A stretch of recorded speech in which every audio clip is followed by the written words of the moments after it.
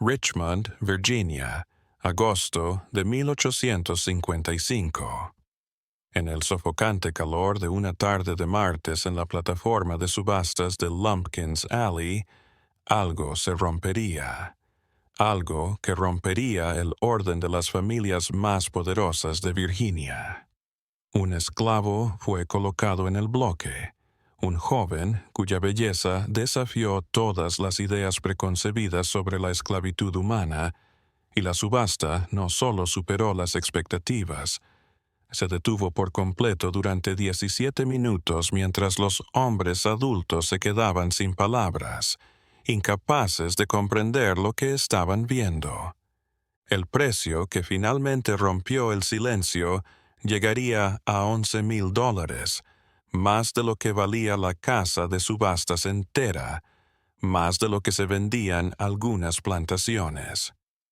El comprador, un hombre llamado Harrison Whitmore, moriría en 3 semanas. Su viuda desaparecería antes de que su cuerpo se enfriara, y el hermoso esclavo que provocó todo esto desencadenaría una serie de acontecimientos tan perturbadores que los periódicos de Richmond conspirarían más tarde para borrar días enteros de sus archivos, creando lagunas en la historia que aún hoy son inexplicables. ¿Qué poseía este esclavo en particular que enloqueció a hombres sensatos? ¿Qué misterios envolvieron su llegada a Richmond que instituciones poderosas pasaron décadas tratando de ocultar? La verdad no se inicia en la subasta, sino 6 semanas antes, en las montañas del oeste de Virginia, en algo que nadie pudo explicar. Lexington se halla en el valle de Shenandoah, donde el viejo dinero de Virginia va a pretender que el siglo XXI no existe. En julio de 1855, un tratante de esclavos itinerante llamado Gideon Hale llegó allí con un grupo de 12 esclavos que había adquirido en granjas en quiebra de Kentucky. Hale era cruel, incluso para los estándares de los hombres que vivían del dolor. Actuaba en solitario, desconfiaba de socios y era conocido por comprar esclavos en lugares en los que otros tratantes no se atrevían a ir, o por métodos que otros considerarían demasiado peligrosos o inmorales, incluso para sus estándares depravados. Hubo una tormenta de granizo en una posada fuera de la ciudad. Encadenó a sus esclavos en el establo y fue a emborracharse a la taberna del lugar. Ese era su modus operandi: comprar barato en Kentucky, vender caro en Richmond, ahogar la culpa en licor entre medias. Pero esa noche algo se movió. Una mujer entró en la taberna. Después nadie pudo ponerse de acuerdo en cómo era. Algunos la recordaban vieja, otros de mediana edad. Unos decían que iba vestido de negro, otros de simple tela casera, pero todos recordaban sus ojos, grises, como si vieran a través de la carne hasta la podredumbre que había debajo. Se sentó con Gideon Hale y habló con él durante menos de 5 minutos. Nadie escuchó lo que se dijo, pero cuando ella se fue, Hale se quedó allí de pie durante 1 hora, el sudor goteando por su rostro a pesar del aire fresco de la noche, sus manos temblando tanto que no podía levantar su vaso. Volvió a su pensión tropezando pasada la medianoche. A la mañana siguiente, el establo en el que había encadenado a su grupo estaba vacío. Los 12 esclavos se habían ido. Sus cadenas estaban en el suelo, todavía cerrada. No había signos de entrada forzada, no había indicios de cómo habían huido, y Gideon Hale fue hallado en su habitación, consciente, pero no responsivo, sus ojos abiertos, pero vacíos, la saliva goteando de su barbilla. El médico del pueblo lo revisó y dictaminó que había sufrido algún tipo de ataque apopléjico. Su mente se había ido. Lo que fuera que le hubiera ocurrido había incinerado su capacidad de hablar, de pensar, de ser algo más que un cuerpo respirando. Fue internado en un manicomio en Staunton, donde pasaría sus últimos 4 años sentado en una silla, mirando al vacío, gruñendo de vez en cuando como un perro apaleado. Los esclavos fugitivos nunca fueron hallados. El enigma de cómo se habían liberado de sus cadenas en un establo cerrado permaneció sin respuesta, y la mayoría de la gente de Lexington prefirió olvidar todo el perturbador suceso. La mayoría, no todos. 3 semanas después del derrumbe de Hale, un esclavo apareció en la casa de subastas de Pulliam and Slade en Richmond. Entró solo, por la puerta principal, a media mañana, con las muñecas atadas con una simple cuerda, sin ataduras, sin jefe, sin título de propiedad. James Pulliam, el socio mayoritario, más tarde lo llamó la cosa más extraña que había visto en sus 40 años en el negocio de esclavos.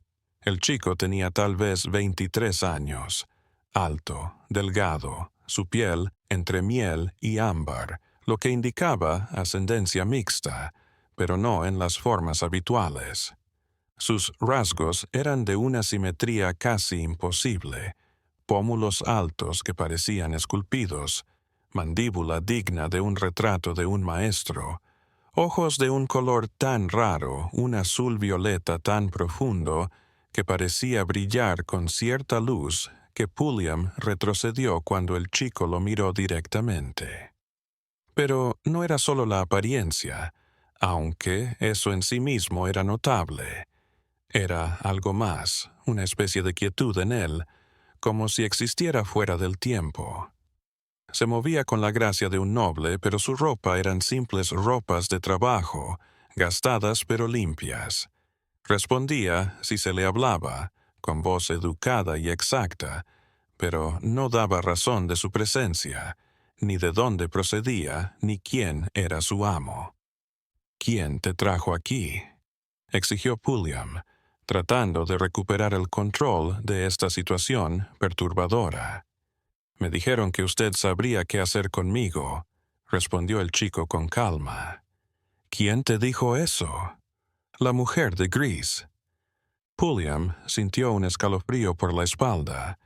Había oído hablar de Lexington. Los viajeros que habían estado en Richmond hablaban del extraño caso de Gideon Hale y los esclavos desaparecidos, la mujer que nadie podía describir.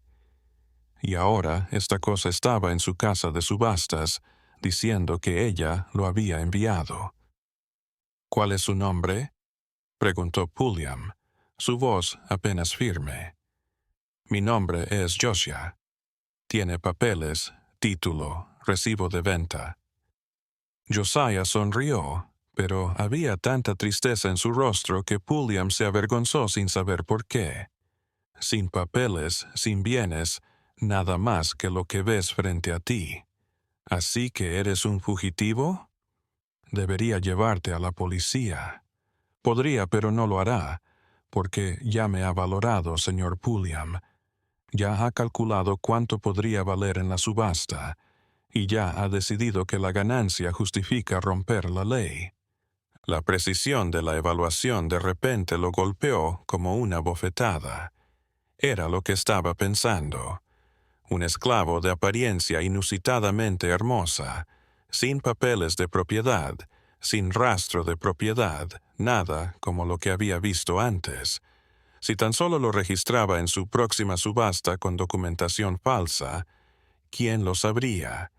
¿Quién miraría más allá de esa cara y cuerpo para hacer preguntas incómodas sobre su origen y legalidad? «¿A dónde irías si te dejara libre?», preguntó Pulliam, más para sí mismo que para Josiah. «Un esclavo indocumentado está casi encarcelado. Serías capturado en un día, entonces ambos entendemos. Usted gana, yo obtengo comida y refugio, y mantenemos alejados a la policía y a las preguntas que ninguno de nosotros quiere responder». Y así, Pulliam vendió su alma al diablo. Inventó papeles falsos, diciendo que Georgia se lo había vendido un granjero de Kentucky, falsificó una factura de venta muy convincente y lo metió en la próxima subasta, que era el 14 de agosto. A su socio, Samuel Slade, solo le comunicó que había comprado una propiedad increíble que llegaría a precios nunca vistos. No le dijo a nadie la forma en que Josiah había aparecido ni la conversación inquietante que habían tenido. Pero la noticia se extendió de todos modos. Las noticias siempre se extienden por Richmond cuando sucede algo fuera de lo normal. En cuestión de días, los rumores se extendieron por toda la alta sociedad de la ciudad. Un esclavo de belleza imposible. Un chico que parecía un dios griego en lugar de un mortal. Una compra única en la vida para el que tuviera voluntad y dinero para adquirirlo. Los Whitmore oyeron estos murmullos en el momento equivocado de su menguante fortuna. Harrison Whitmore había heredado la plantación de tabaco de su padre 5 años atrás, con grandes planes de expandirla y modernizarla. En lugar de eso, había presidido un deterioro constante, malas cosechas, malas inversiones en acciones ferroviarias, deudas crecientes con los bancos de Richmond. Su esposa, Catherine, era de la vieja nobleza de Virginia, pero la fortuna familiar se basaba en la tierra y la reputación antes que en el efectivo. Los Whitmore seguían fingiendo con medidas cada vez más desesperadas, dando fiestas lujosas que no podían costear, adquiriendo bienes costosos a crédito, siempre un paso por delante de los acreedores. El hermano menor de Harrison, Thomas, vio este deterioro con creciente alarma. Thomas no compartía las ambiciones de Harrison ni las ambiciones sociales de Catherine. Él dirigía la rutina de la plantación mientras su hermano era un hacendado en Richmond. Sabía lo cerca que estaban de la ruina y llevaba meses diciéndoles que vendieran activos, recortaran gastos, reconocieran sus límites antes de que fuera demasiado tarde. Pero Harrison no escuchaba. Harrison era un hombre de las apariencias, de la reputación por encima de la realidad. Y cuando oyó hablar del magnífico esclavo que se vendía en Pulliam and Slade, vio una oportunidad, no un peligro. Un esclavo de apariencia tan impresionante sería el máximo símbolo de estatus, la prueba de que los Whitmore todavía tenían dinero, todavía pertenecían a la alta sociedad de Virginia. El precio no importaba. El precio estaría justificado por el beneficio social que se conseguiría. Thomas trató de razonar con él.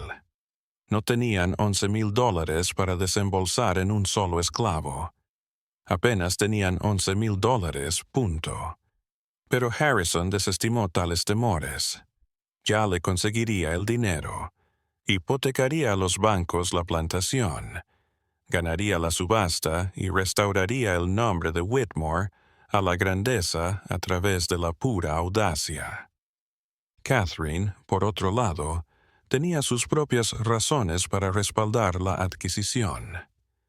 Había oído hablar de Josiah, chismes entre las damas de la sociedad de Richmond sobre el esclavo inusual.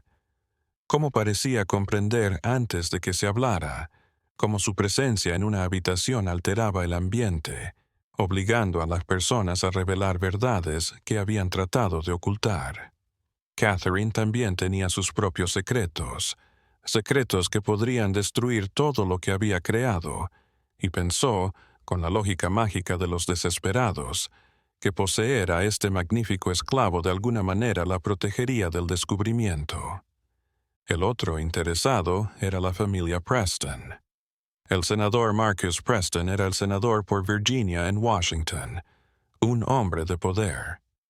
Su hijo, Daniel, gestionaba las propiedades familiares en Richmond, incluida una casa adosada en Grace Street, en la que el senador se alojaba en sus viajes de regreso desde la capital.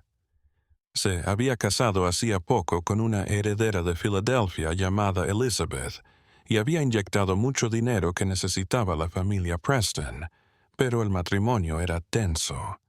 Le parecía sofocante y retrógrada la sociedad de Virginia. Detestaba la esclavitud.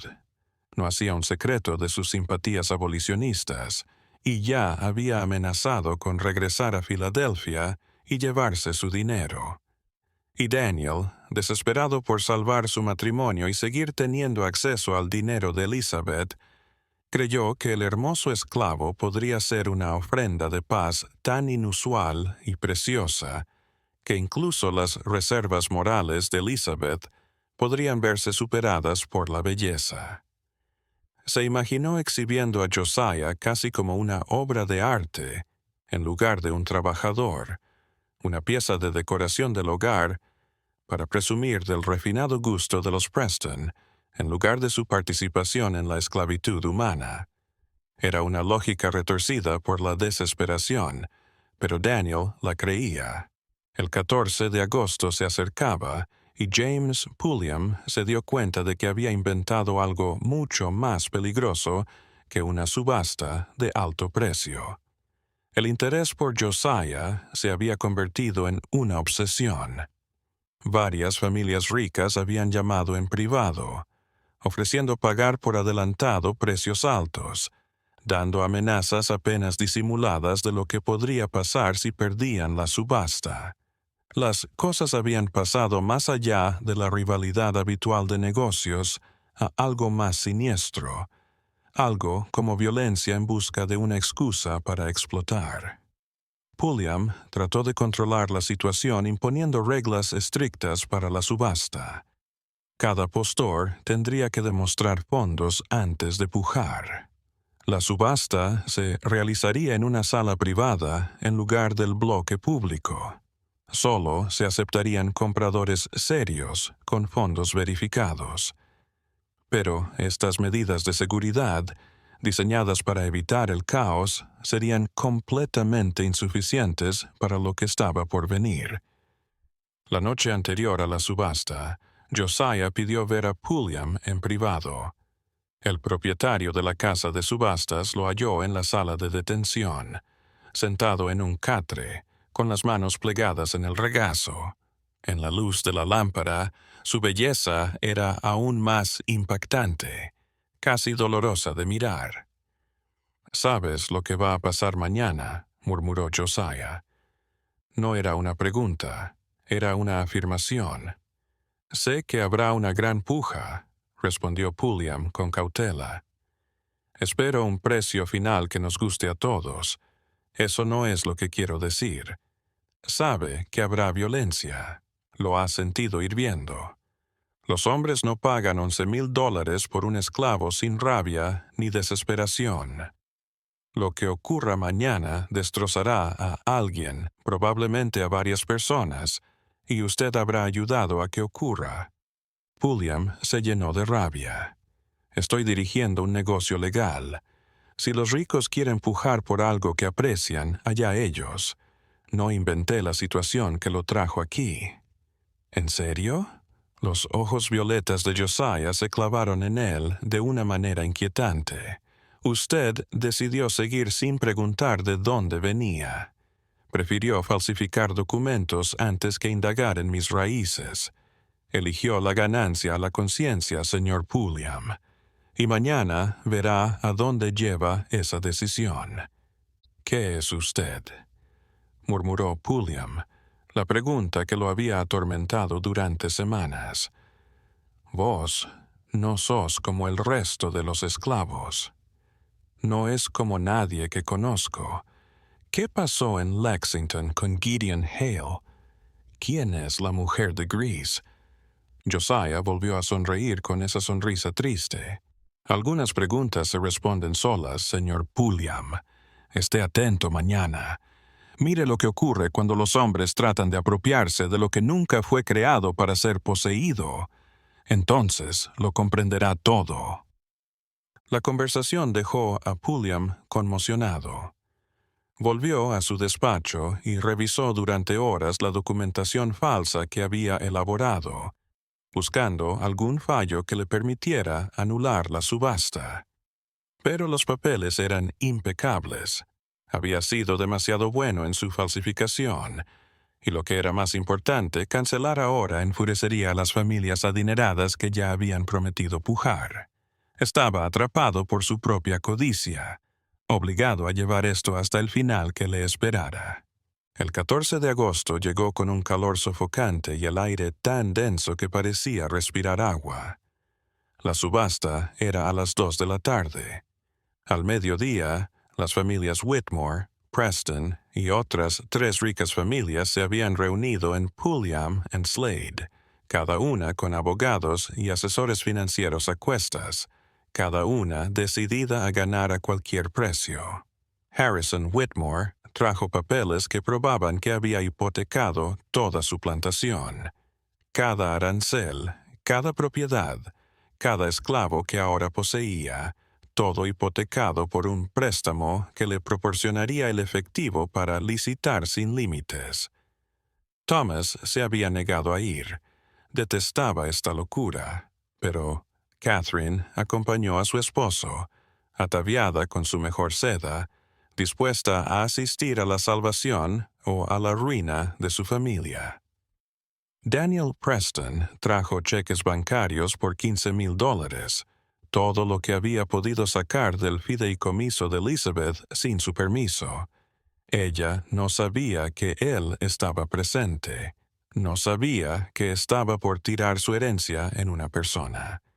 Iba a mostrarle a Josiah como una realidad, y ella lo aceptaría una vez que se enfrentara a la realidad. Los otros postores eran una variedad de hombres ricos y desesperados.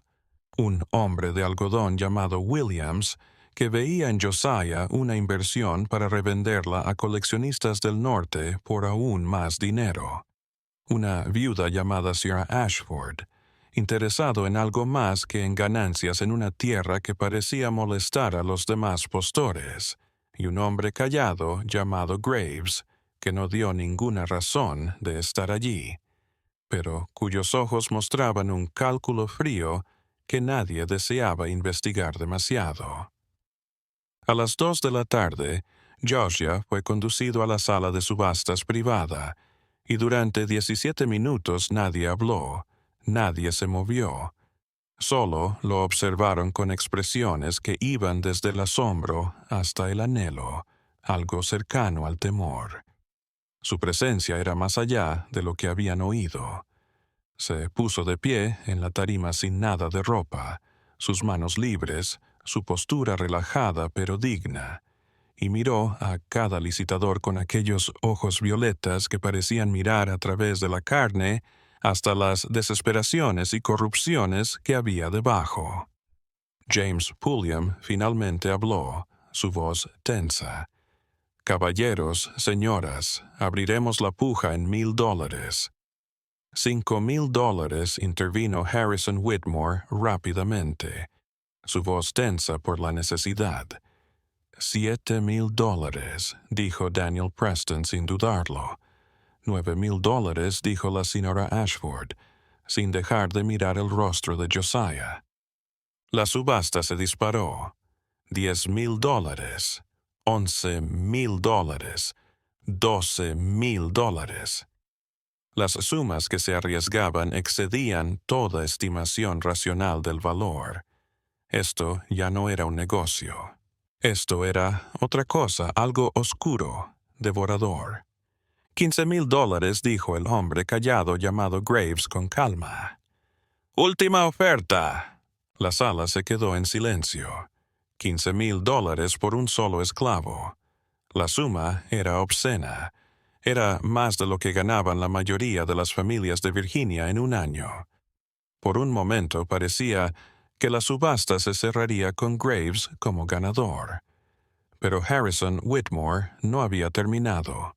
Su cara estaba roja, el sudor goteaba de sus sienes, sus manos temblaban.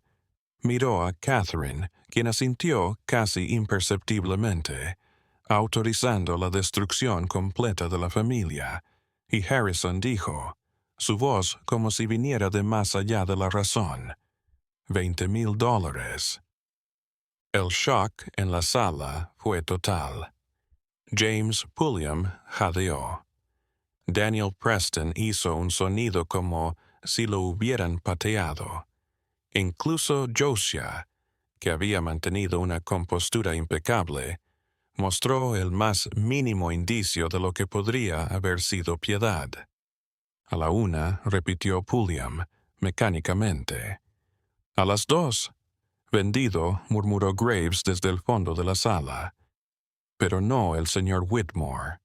Vendido a la muerte, a la miseria, a las consecuencias que ninguno de vosotros está preparado para afrontar. ¿Qué dice?, exigió Pulliam. Usted no está licitando. No estoy licitando, señor Pulliam. Solo estoy mirando. Y veo que este joven tenía razón. Miren lo que hacen los hombres cuando quieren poseer lo que nunca fue creado para ser poseído. La clase está por empezar. Y con esa enigmática afirmación, Graves abandonó la sala de subastas, dejando tras de sí a una multitud que acababa de presenciar algo inexplicable. Un postor que había pujado $15,000 solo para retirarse al ser superado. Un extraño que había hablado como si supiera cosas sobre Josiah que nadie más sabía. Una nube de error casi palpable. Pero la subasta había terminado. Harrison Whitmore había ganado la subasta de $20,000. Los documentos se firmaron con manos temblorosas.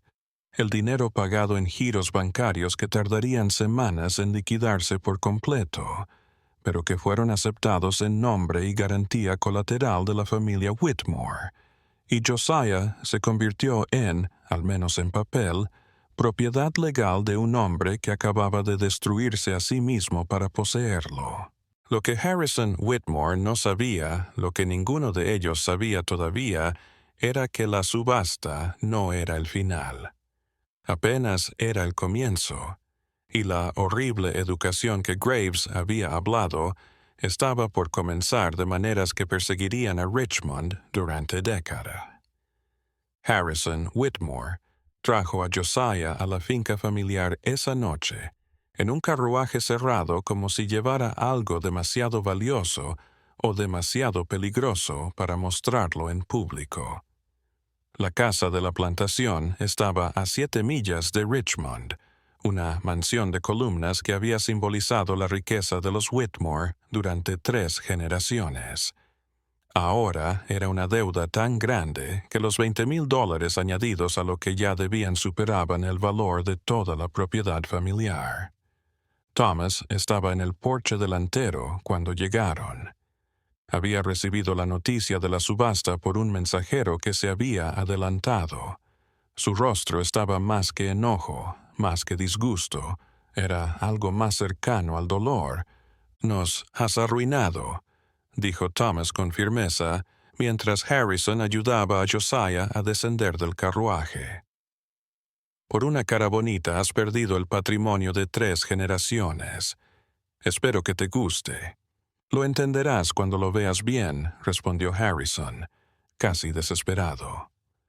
«Cuando el mundo vea lo que hemos comprado, cuando se den cuenta de que los Whitmore todavía tienen más recursos de lo que la mayoría puede imaginar, el mundo se dará cuenta de que somos unos locos en bancarrota», interrumpió Thomas. «Eso es lo que notarán. No podemos pagar el préstamo, Harrison. Ni con cosechas perfectas podríamos saldar la deuda que acabas de contraer.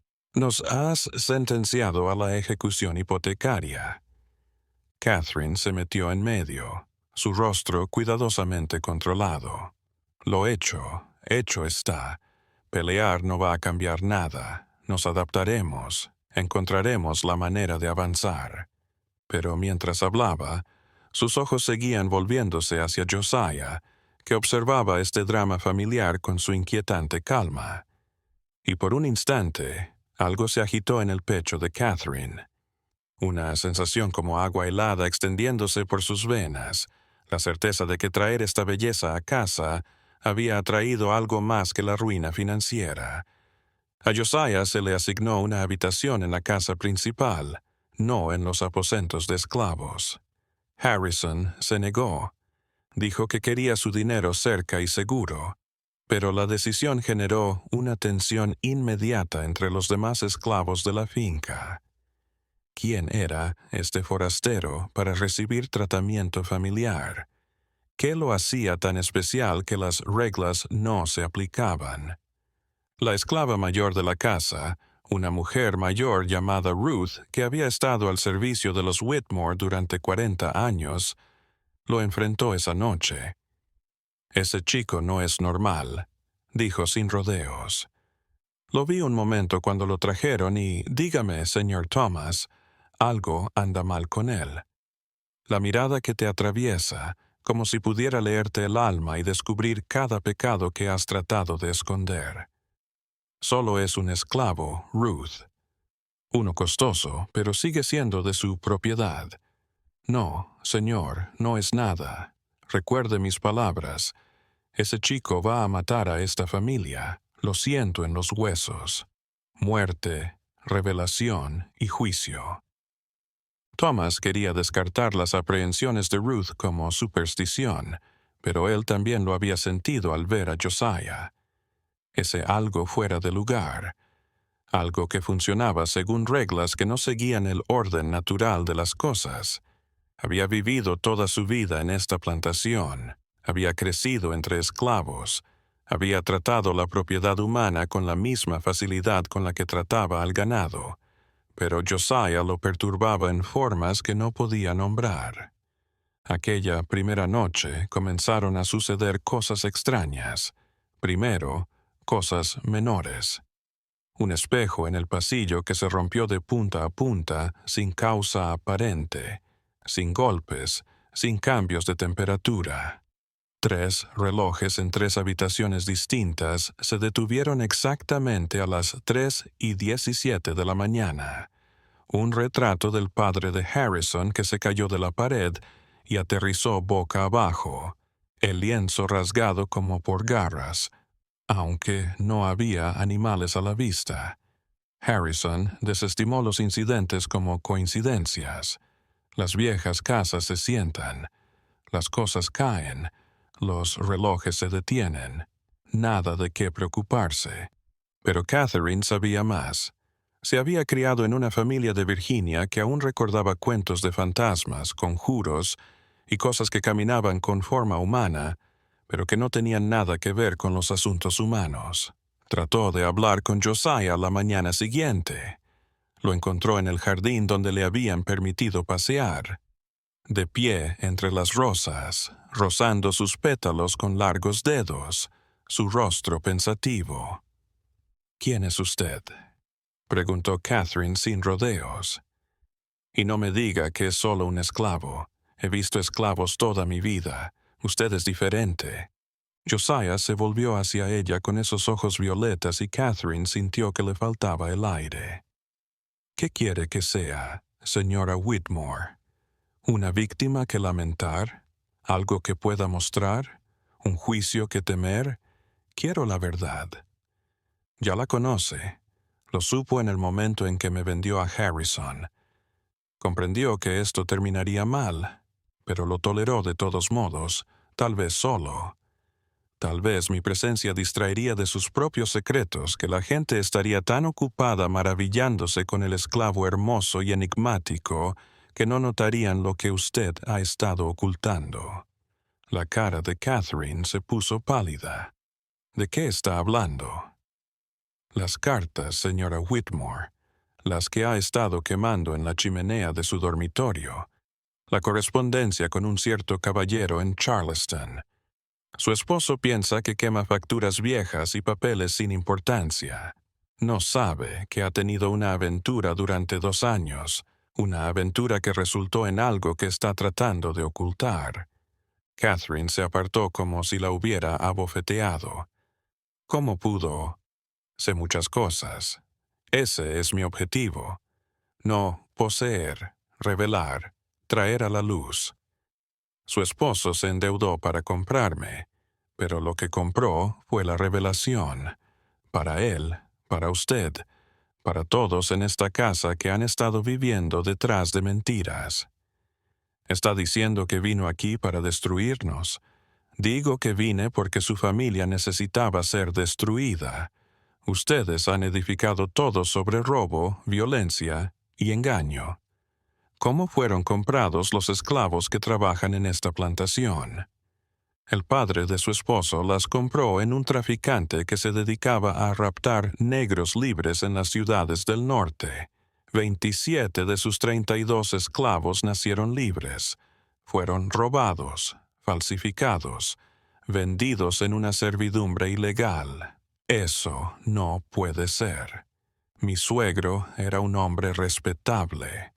La respetabilidad y la monstruosidad no son excluyentes, señora Whitmore. La mayoría de los grandes males de la historia los han llevado a cabo personas decentes, que se convencieron de que estaban haciendo lo correcto. El honor de su familia está cimentado en huesos, y ahora los huesos van a hablar. Catherine salió corriendo del jardín, con el corazón latiendo con fuerza. Lo encontró en su estudio, ya bebiendo, y apenas era mediodía. Quiso explicarle lo que Josiah había revelado, pero su esposo lo desestimó como una treta del esclavo para manipularla. Es una posesión, Catherine. La propiedad no amenaza ni profetiza, sirve, y él nos servirá maravillosamente cuando el mundo vea lo que hemos logrado. Pero la sociedad ya lo estaba observando. La noticia de la compra de $20,000 se propagó por todo Richmond como fuego en hierba seca, y la respuesta no fue admiración, sino horror y risa. Surgieron caricaturas en los periódicos que representaban a Harrison como un tonto. Los editoriales dudaban de su cordura. Los socios comerciales que antes adulaban a Whitmore ahora evitaban a la familia por completo. La compra que iba a restaurar su imagen la estaba arruinando más de lo que podría haberlo hecho la quiebra por sí sola. 3 días después de la llegada de Josiah, la primera muerte, uno de los esclavos de campo, un joven llamado Isaac, fue hallado en su cabaña con la garganta cortada. La herida era limpia, profunda, la de una hoja afilada y de alguien que sabía lo que hacía. Pero la puerta de la cabaña de Isaac estaba cerrada con llave por dentro. Las ventanas eran demasiado pequeñas para que alguien entrara y no había ningún arma cerca del cuerpo. El sheriff local hizo una mirada superficial. La muerte de un esclavo apenas merecía atención. Lo declaró suicidio, a pesar de lo imposible que era que alguien se cortara la garganta tan profundamente y luego hiciera desaparecer el cuchillo. Los demás esclavos lo sabían. Se decía que Isaac había estado hablando de Josiah, contándolo todo sobre el chico nuevo y hermoso, que parecía saber algo peligroso. Ahora Isaac estaba muerto, y el mensaje era claro.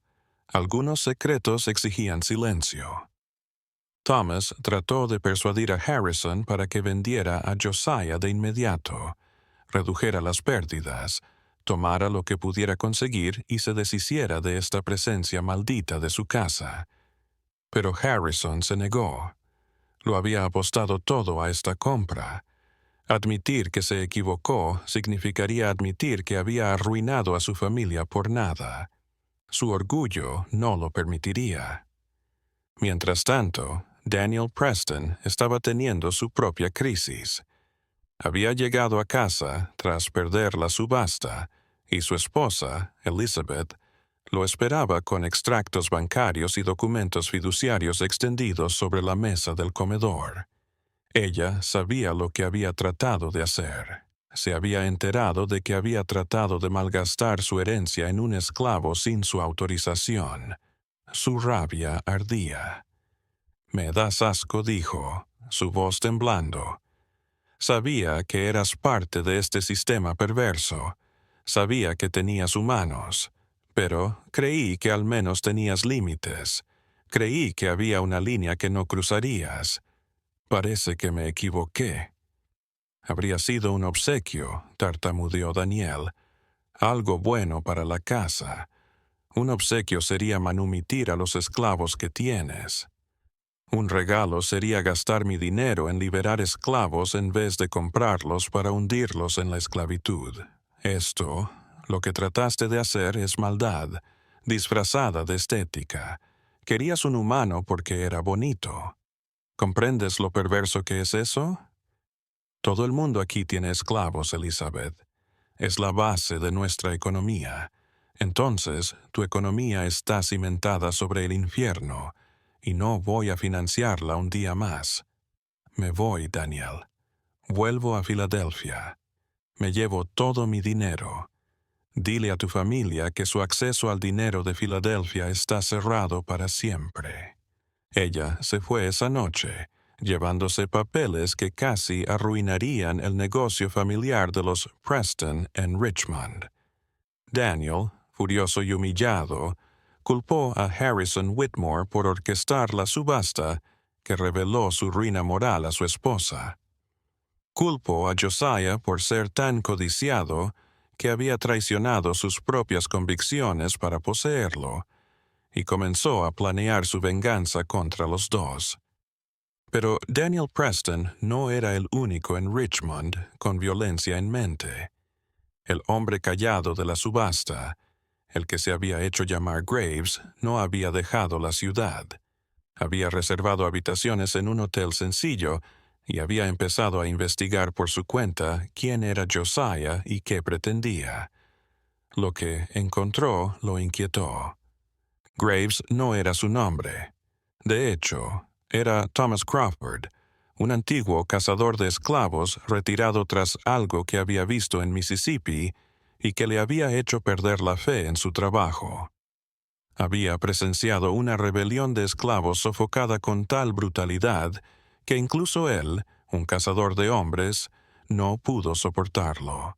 Se había retirado del negocio y había pasado los últimos 3 años expiando sus crímenes en silencio, asistiendo a fugitivos en su camino hacia la libertad en el norte. Pero había oído hablar de Josiah por la vid, y algo en la descripción le había parecido familiar, demasiado familiar. Había llegado a Richmond no para adquirir al esclavo, sino para verificar una sospecha que lo había atormentado durante semanas. Y cuando vio a Josiah en persona, su sospecha se confirmó. 5 años atrás, Crawford había sido contratado para localizar a una esclava fugitiva en Carolina del Sur, una joven que había escapado de una plantación de Charleston. La había encontrado después de 3 semanas de búsqueda, acorralándola en un granero en las afueras de Columbia.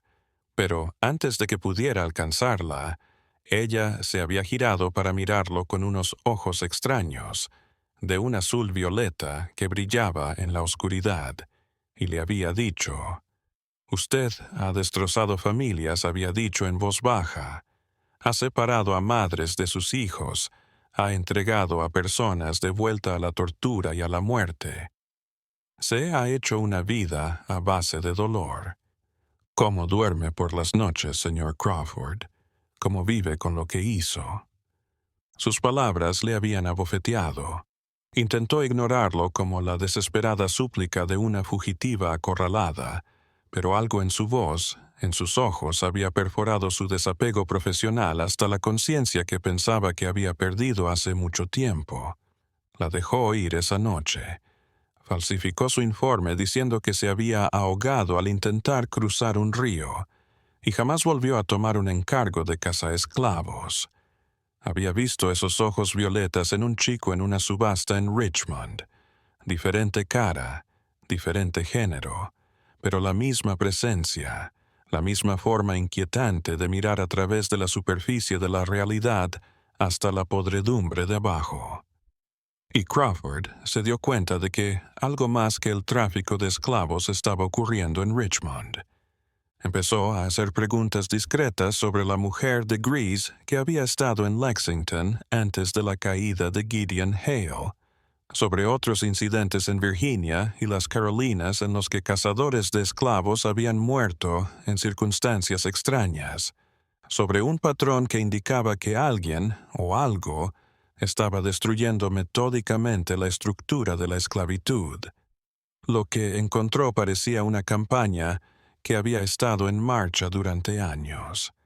Docenas de traficantes de esclavos muertos, enloquecidos o repentinamente retirados. Cientos de esclavos desaparecidos sin dejar rastro. Un fantasma que recorre el sur, sembrando el caos. Y siempre, después, noticias de una mujer de gris. Una mujer que cambiaba, pero sus ojos no, azul-violeta, observándolo todo, juzgándolo todo, hallando culpables en todo. Crawford no creía en explicaciones sobrenaturales. Había presenciado demasiada maldad humana para creer que el mundo necesitara algo más que el mal natural. Pero tampoco podía reducir lo que veía a una explicación material. Algo se movía en Richmond, algo que tenía que ver con el hermoso esclavo que nunca debió ser vendido, y Crawford temía que la solución fuera desastrosa.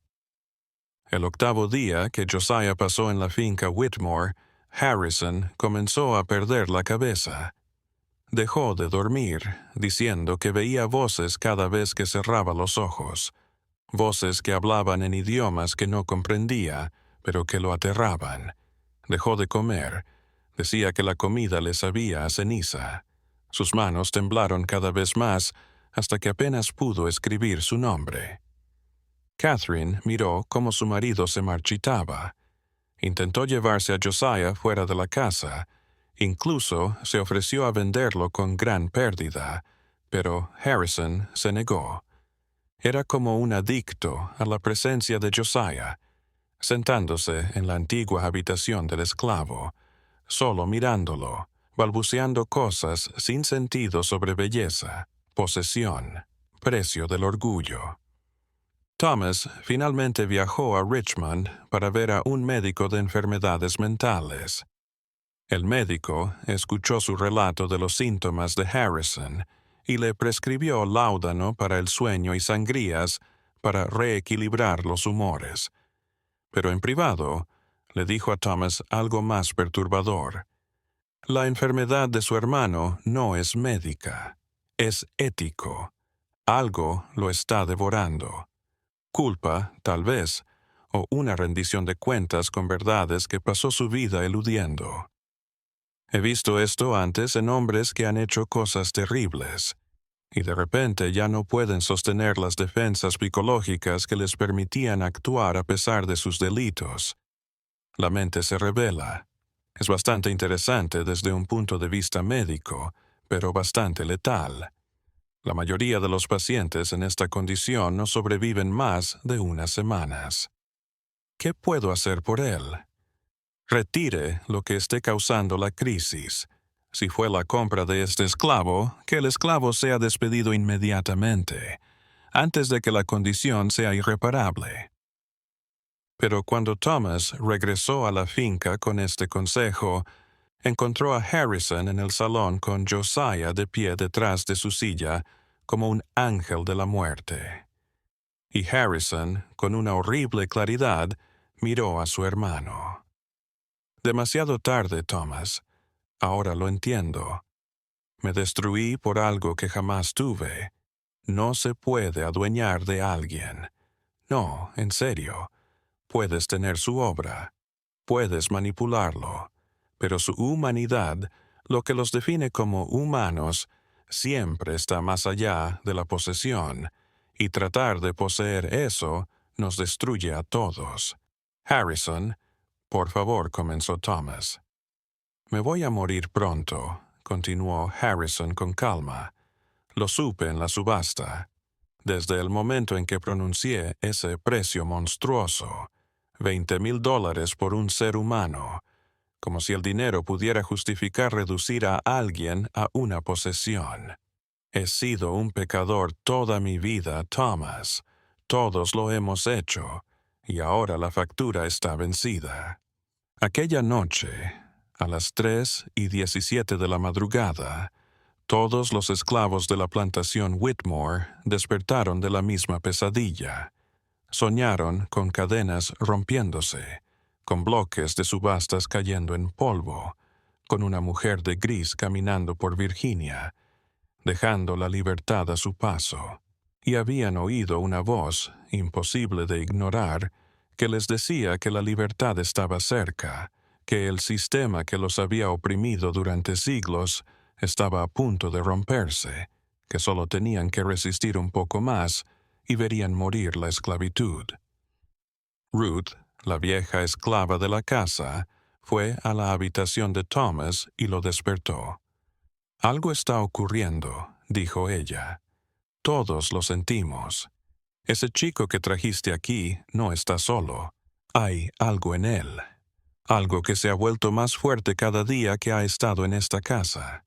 Y esta noche va a cantar.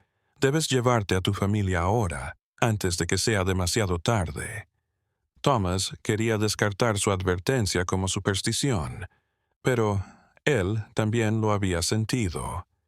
La tensión en el aire, la sensación de algo enorme a punto de abrirse paso a través de la superficie de la realidad cotidiana. Fue a su habitación y estaba vacía. También su habitación estaba vacía. Y cuando fue a buscarlos, los encontró a los tres, Harrison, Catherine y Josiah, de pie en el jardín en la oscuridad antes del amanecer. Harrison estaba arrodillado, llorando. Catherine estaba tiesa, con lágrimas en la cara, y Josiah estaba allí, un sacerdote en alguna ceremonia horrible. «Nos está mostrando», dijo Catherine, su voz hueca, mientras Thomas se acercaba. «Todo lo que hemos hecho, todo lo cruel, todo lo traicionero, todo lo falso, todo está ahí. Lo vemos todo y ya no podemos negarlo. No podemos mentir. No podemos escondernos. La verdad nos está matando y nos lo merecemos. Nos merecemos cada segundo de este tormento». Thomas tomó a Josiah del brazo, arrastrándolo lejos de su familia. Pero cuando su mano la tocó, una corriente eléctrica recorrió su cuerpo. No electricidad real, otra. Y entonces veía cosas que no eran suyas. Los esclavos cautivos que su padre había adquirido, su miedo, su angustia, su desesperación, las familias destrozadas, las vidas arruinadas, la constante pila de miseria que había hecho la fortuna Whitmore. Todo lo invadió de golpe, imposible de negar, imposible de ignorar. Soltó el brazo de Josiah y retrocedió sin aliento. «¿Qué eres?» Josiah sonrió con esa sonrisa triste. «Soy lo que ocurre cuando la injusticia se vuelve tan grande que la realidad misma debe doblarse para permitir la justicia. Soy la venganza que han eludido por generaciones. Soy cada verdad sofocada que clama ser escuchada. Y apenas soy el principio.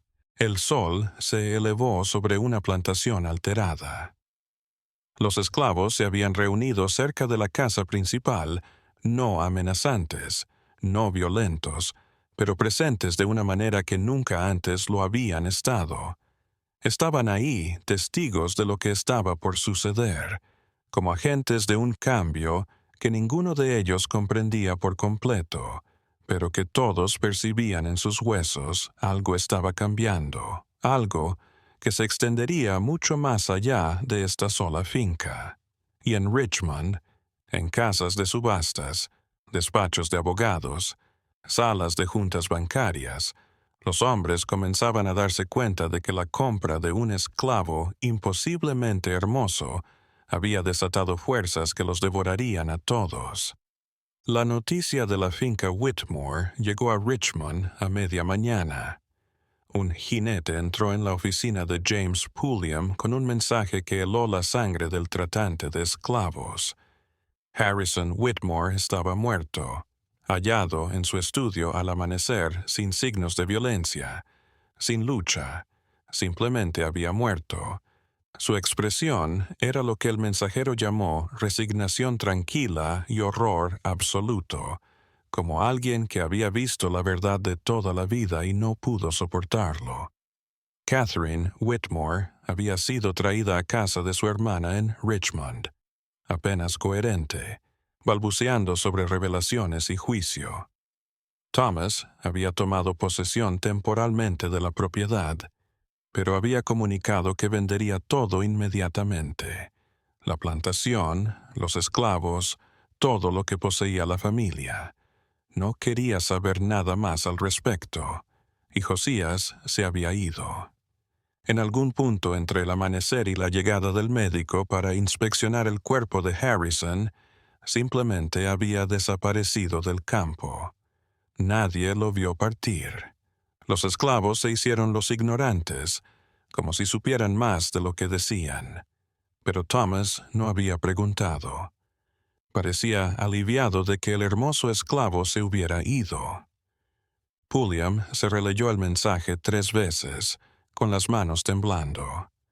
Harrison Whitmore había gastado $20,000 en un esclavo que lo había destruido en 8 días, y ahora ese esclavo estaba libre en algún lugar de Richmond, con el horrible propósito que había destruido a Gideon Hale y a Harrison. Debía alertar a los demás pastores, revelar que Josiah no era solo una posesión, sino una amenaza. Pero incluso mientras lo pensaba, Pulliam supo que era demasiado tarde. Las energías desatadas por la subasta no podían detenerse con palabras de advertencia. Algo había cambiado, y la aristocracia de Richmond pagaría por su participación en la esclavitud humana. Se enteró de la muerte de Harrison mientras llenaba papeles para ir a la bancarrota. La marcha de Elizabeth se había llevado con ella el capital que sostenía el negocio familiar en Richmond. Sin su dinero, Preston Holdings no podía pagar sus facturas. Todo tendría que venderse: la casa adosada en Grace Street, las acciones en 3 fábricas textiles, incluso la colección de libros raros de su padre que abarcaba generaciones de erudición Preston. Pero a Daniel no le importó la ruina. Algo más lo atormentaba. Desde la subasta había estado soñando pesadillas vívidas en las que se veía a sí mismo fuera de su cuerpo. Parecía lo que otros debían ver: un hombre que había comprado un esclavo como regalo para apaciguar a su esposa abolicionista.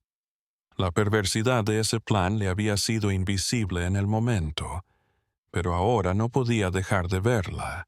No podía dejar de reconocer que había estado dispuesto a sacrificar todos sus ideales por conservar el flujo de dinero y posición. La noche después de la muerte de Harrison, Daniel se despertó y vio a alguien de pie al final de su cama. En la oscuridad solo podía ver una figura, pero sabía quién era. «Has venido a matarme», dijo Daniel, sorprendido de su propia calma. La voz de Josiah llegó desde la oscuridad. «No estoy aquí para matar a nadie, señor Preston. Ese no es mi objetivo. Estoy aquí para mostrarle la verdad. Lo que haga con esa verdad es cosa suya». La luz se encendió cuando Josiah encendió la lámpara de noche. En la luz era casi dolorosamente hermosa. Daniel lo observó y todo el horror de lo que había tratado de hacer se le vino encima. Trató de comprarlo, de poseerlo, con tal de salvar un matrimonio ya perdido por la propia bancarrota moral de Daniel. «¿Cómo entraste? Las puertas están cerradas. Las cerraduras son físicas. Lo que soy trasciende esas fronteras. Se lo dije en la subasta, señor Preston. Mire lo que hacen los hombres cuando tratan de poseer lo que nunca fue creado para ser poseído. Está mirando ahora. Su matrimonio se acabó. Su fortuna se esfumó. La reputación de su padre está a punto de ser destrozada cuando salga a la luz cómo intentó robar el fideicomiso de su esposa. Mi padre no tuvo nada que ver con lo que hago. Su padre hizo su carrera política defendiendo el sistema de esclavitud. Votó por toda ley que reforzaba la esclavitud, en contra de toda ley que habría traído la libertad. Ha sido cómplice del sufrimiento de millones, y usted ha hecho lo propio. Ambos prefirieron el poder y la comodidad a la justicia. Ambos se dijeron que la política es solo política, que la responsabilidad moral individual no se extiende al mal estructural. No lo vi, dijo Daniel, con lágrimas rodando por su rostro. Juro que no lo vi. Usted lo entendió. Simplemente se negó a dejar que la comprensión influyera en sus acciones. Eso es otra cosa. Peor, en realidad. La ignorancia se puede enseñar, la ceguera voluntaria necesita una crisis. Y usted está en esa crisis ahora, señor Preston. La cuestión es si saldrá de ella transformado o destrozado. Josiah se acercó a la ventana y contempló las calles de Richmond en la noche. Esta ciudad se hizo rica con sangre robada, murmuró. Cada palacio, cada piedra, cada araña en cada salón, todo pagado en sangre.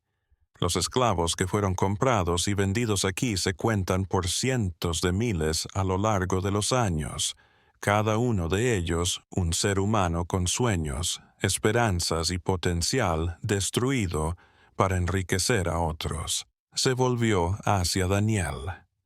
Su esposa lo comprendió. Trató de explicarle, pero usted no la escuchó, porque escuchar habría exigido cambiar, y cambiar era demasiado costoso. Bueno, la factura llegó de todos modos. Lo perderá todo, absolutamente todo. Lo único que queda por decidir es si perderá su alma junto con su dinero. Después de que Josiah se fue, deslizándose fuera de la habitación cerrada de una manera en que no podía explicar, Daniel se sentó en la cama durante horas. Su mente reprodujo imágenes, cada subasta de esclavos que había presenciado, cada hombre que había tenido casualmente, cada vez que defendió el sistema porque desmontarlo sería demasiado complicado.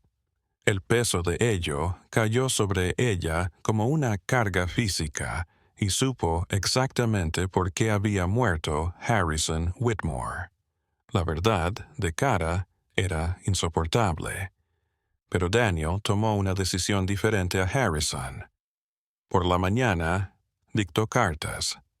A su padre, renunciando a representarlos en Richmond, retirándose por completo de la sociedad de Virginia. A su esposa, reconociendo todo lo que había hecho mal, y pidiendo no perdón, sino solo que supiera que finalmente había entendido. A los periódicos, una confesión completa de su intento de robar el fideicomiso de Elizabeth y su participación en el sistema de esclavitud ahora reconocido como maldad más allá de toda justificación. Las cartas se publicaron 2 días después, y el escándalo se tragó a Richmond. Un Preston clamando contra la esclavitud era impensable. La reputación familiar se destrozó de la noche a la mañana. El senador Marcus Preston tuvo un derrame cerebral al leer la confesión de su hijo y nunca se recuperaría por completo. Su carrera política de 3 décadas llegó a un final ignominioso, pero Daniel se sintió en paz por primera vez en años. Lo había perdido todo. Pero al perderlo todo, había hallado los primeros atisbos de una conciencia desinteresada. Mientras tanto, Thomas Crawford estaba reuniendo piezas de información que apuntaban a algo mucho mayor de lo que nadie había imaginado. Había estado siguiendo actas de defunción de traficantes de esclavos en 5 estados durante 7 años, cada muerte anunciada por la aparición de una mujer enigmática, cada muerte con esclavos liberados y negocios arruinados a su paso. Y 3 veces, avistamientos de un joven que coincidía con la descripción de Josiah justo antes de desaparecer de nuevo. Crawford localizó en Petersburg a un antiguo tratante de esclavos que había sobrevivido a la mujer de Grease. El hombre, de nombre Hoskins, Se había retirado del negocio hacía 5 años y ahora regentaba una pequeña tienda de abastos. Se había negado a hablar de lo que había ocurrido durante años, pero la insistencia de Crawford finalmente la hizo ceder. Ella vino a mí por la noche, dijo Hoskins, su voz apenas un susurro. Se había dormido en un cobertizo lleno de esclavos que acababa de comprar y que iba a llevar al mercado de Norfolk al día siguiente. Me desperté y estaba de pie sobre mí. Ropa gris, pelo gris. Pero esos ojos, Dios, esos ojos, era como ver todos tus pecados reflejados en ti. Crawford se inclinó. ¿Qué te hizo? Me tocó la frente con un dedo, solo un roce, y lo vi todo. Cada esclavo que había comprado o vendido, cada familia que había roto, cada persona que había matado. Una vez vi a una madre saltar de un barco en el pasaje medio después de que la compré en Charleston. Una vez vi a un hombre colgarse en un granero tras vender a su esposa a otro amo. Vi niños golpeados, hambrientos, esclavizados en las plantaciones a las que los entregué. Todo, años y años de tortura, y yo era el culpable de todo. Hoskins estaba llorando ahora, las lágrimas surcando su rostro endurecido. Le supliqué que me matara. Le dije que no podía seguir viviendo con lo que había visto. Pero ella dijo que la muerte era demasiado fácil. Dijo que tenía que aprender a convivir con el conocimiento. Tenía que cargarlo todos los días. Debía dejar que me transformara o destruyera. Esas eran mis opciones. ¿Y los esclavos en tu almacén? Se habían ido cuando desperté a la mañana siguiente. Cada eslabón roto, cada puerta abierta. Se esfumaron como si nunca hubieran estado allí, y nunca más volví a negociar con carne humana. No podía. Cada vez que pensaba en ello, veía esas imágenes. Lo sentía. Me mudé aquí, me reinventé, traté de tener una vida que no estuviera cimentada en el dolor. Crawford hizo la pregunta que lo había estado atormentando. El chico de ojos violetas estaba con ella. Hoskins asintió lentamente. Se mostró 2 veces. Una en Carolina del Sur, cuando liberó a un grupo de esclavos de un centro de detención. Una vez en Georgia, un traficante llamado Morton se paralizó en un accidente. Distintas edades en cada avistamiento. Como si hubiera estado madurando estos años. Pero la misma presencia, la misma misión. ¿Cuál? ¿Cuál es su misión? Justicia, dijo Hoskins sencillamente. No venganza, no violencia al azar. Justicia. Golpean la infraestructura de la esclavitud, los tratantes, las casas de subastas, los sistemas financieros que se lucran con la servidumbre humana. Lo están desmantelando. Y están armándose con la verdad, exponiendo lo que ha participado, lo que ha defendido, lo que ha pasado por alto. Crawford dejó Petersburg con más preguntas que respuestas. Si lo que Hoskins decía era cierto, entonces Josiah y la mujer gris eran algo que nunca antes se había visto, una fuerza recorriendo el sur, atacando directamente la maquinaria de la esclavitud. Pero, ¿por qué Richmond? ¿Por qué la subasta? ¿Por qué dejar que se lo vendiera a Harrison Whitmore solo para asesinar al hombre días después? La respuesta golpeó a Crawford como un rayo. Richmond no era el objetivo. La subasta no era para vender a Josiah.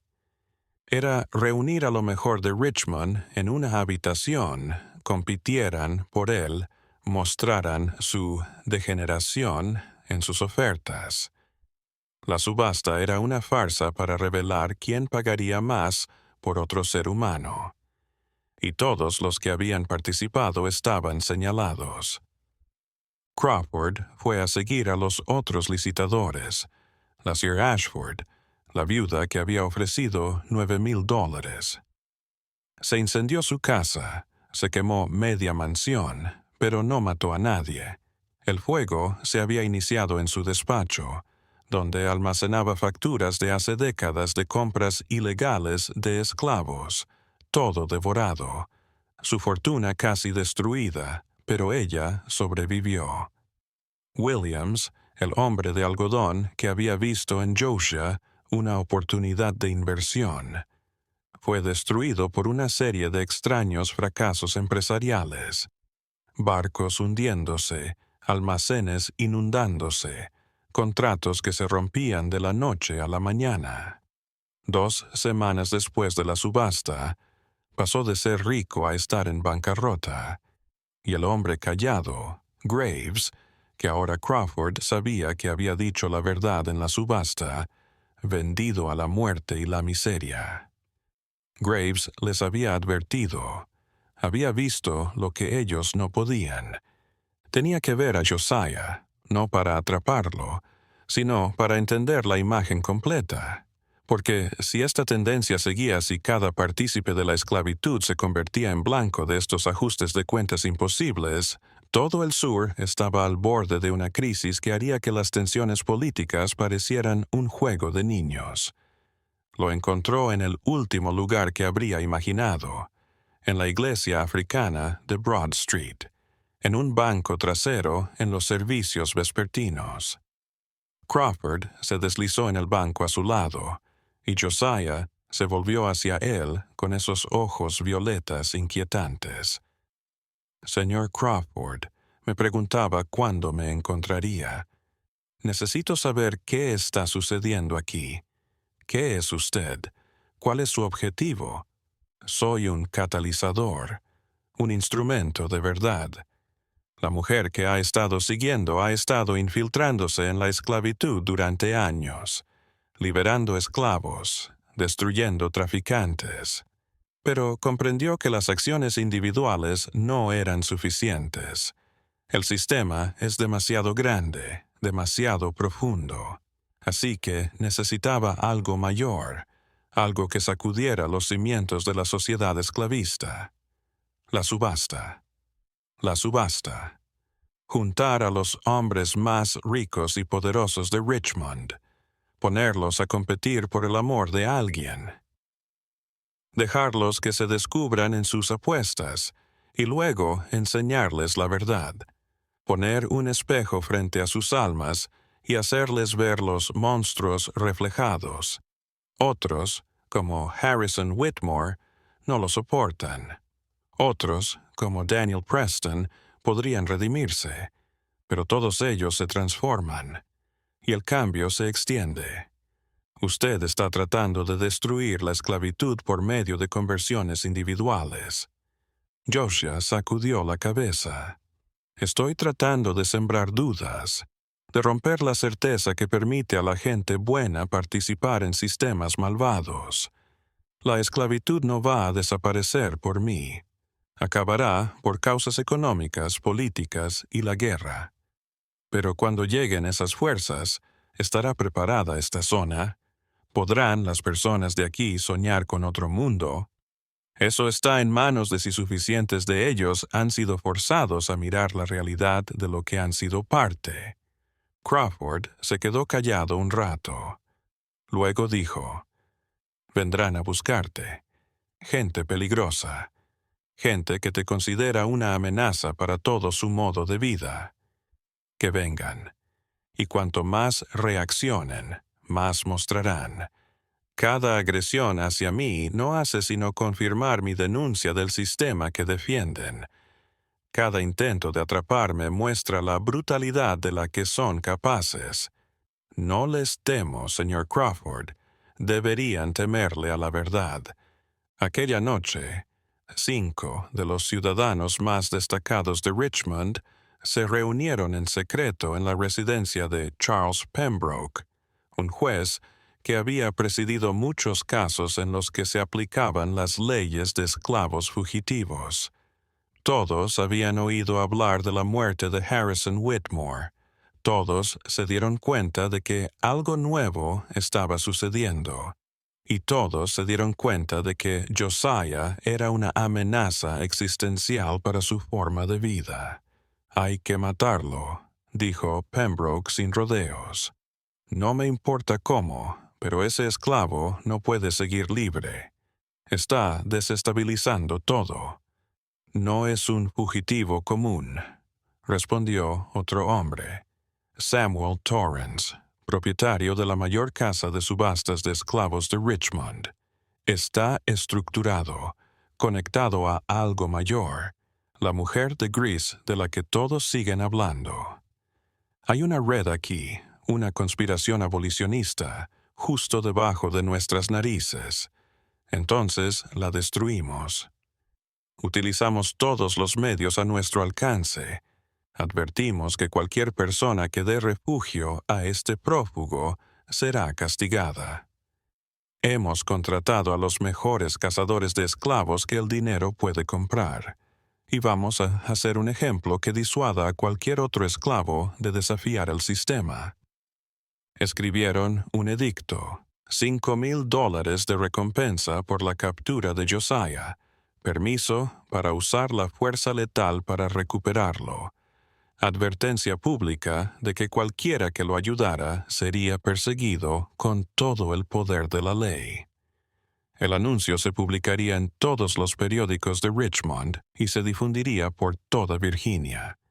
Pero mientras lo firmaban, ninguno de ellos advirtió la grieta que se abrió en la ventana del estudio de Pembroke.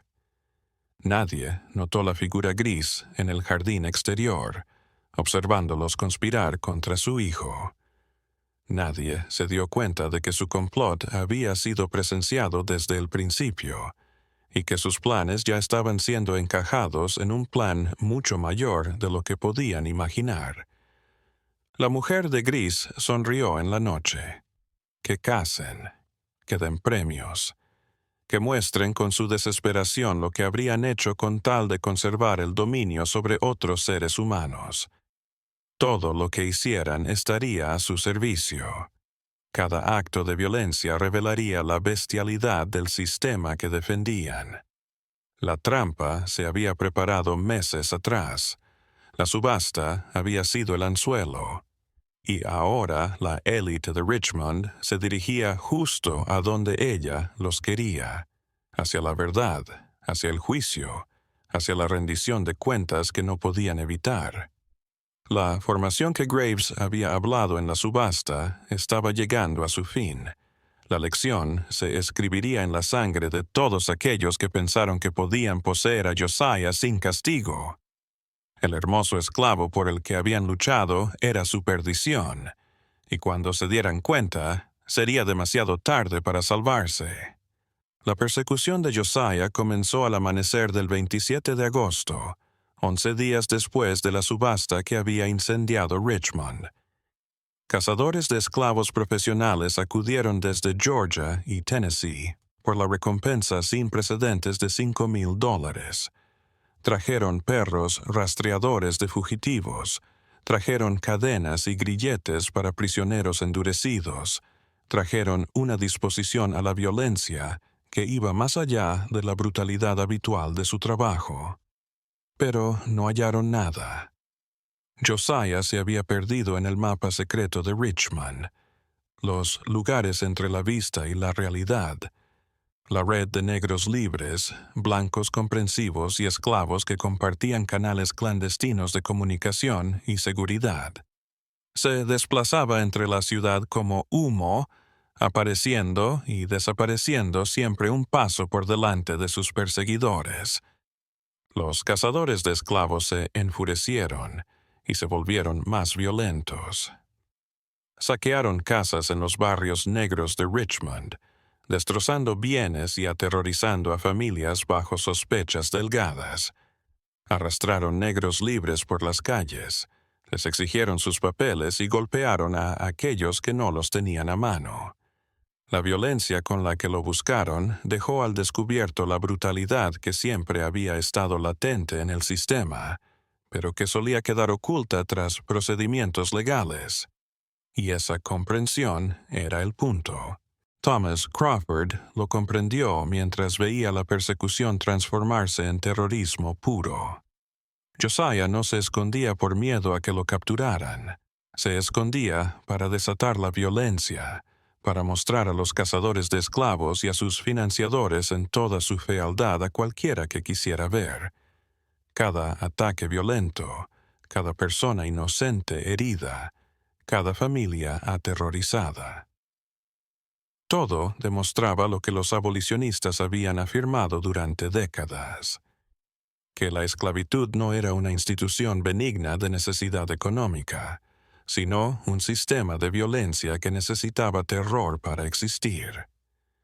La mujer de Grease había estado observando este desarrollo desde sus diferentes puntos de vista en todo Richmond.